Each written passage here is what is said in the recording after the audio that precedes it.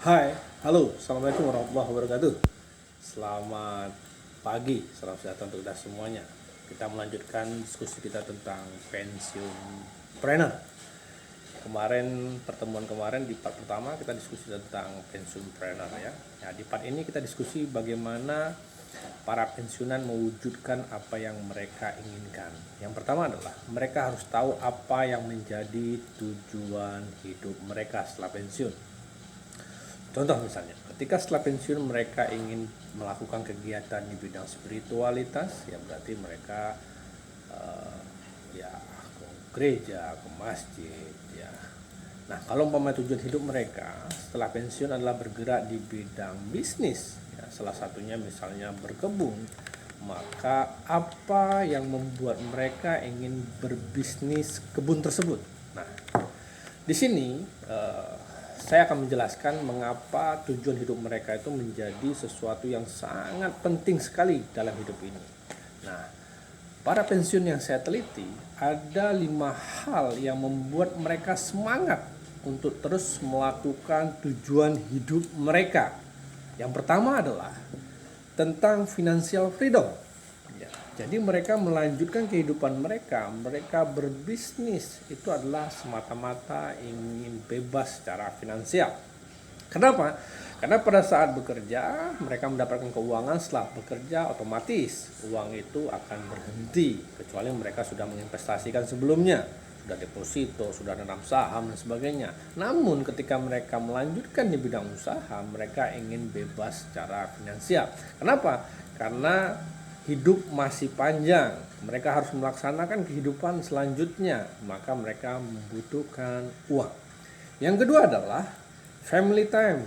Jadi ketika mereka melanjutkan di bidang bisnis, mereka berharap adalah ketika mereka berbisnis, mereka punya banyak waktu ya terhadap keluarga mereka yang selama ini mereka bekerja dari jam 6 sampai jam 6 sore, bahkan ada sampai malam. Nah, setelah pensiun mereka ingin bersama keluarga mereka.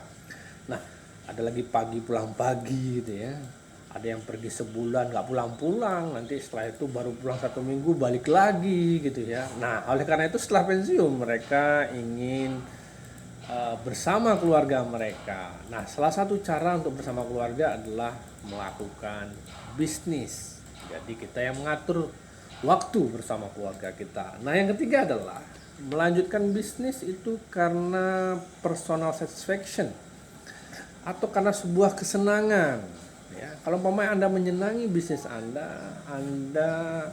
akan melakukannya tanpa mengingat waktu. Badan Anda akan merasa jauh lebih sehat, lebih bugar. Kenapa? Karena Anda menyenangi pekerjaan Anda tersebut ya.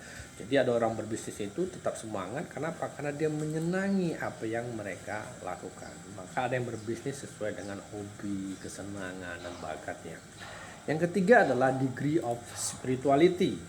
Dengan berbisnis kita mampu melakukan sedekah ya, mampu mendirikan masjid, musola, menjadi donasi, membantu anak yatim, membantu orang-orang ya. Dengan berbisnis ya, kita akan lebih mudah melakukan hal-hal spiritualitas. Kenapa? Karena kita yang menentukan waktu kita. Pada saat kita bekerja bisa jadi karena kita shift ya, akhirnya kita dalam spirituality beribadah itu tidak mampu ya. Kenapa? Karena tidak kita yang menjadi pemegang utama waktunya. Nah, ketika kita sudah berbisnis maka kita mau istirahat jam berapapun, mau beribadah jam berapapun, ya kita yang menentukan. Dan yang terakhir adalah blessing others ya. Jadi bagaimana dengan menjadi seorang pensiun yang sukses di bidang entrepreneur, kita mampu menolong orang dan membuat hidup kita jauh lebih bermakna. Ya, kebermaknaan hidup adalah sesuatu yang sangat-sangat diperlukan bagi setiap orang. Ketika orang sudah memiliki makna hidup, maka ini adalah level tertinggi dalam spirituality. Dan orang akan selalu bahagia kalau umpamanya dia memiliki makna hidup. Baik, sekian dulu dari saya. Nanti kita lanjut ke tema berikutnya.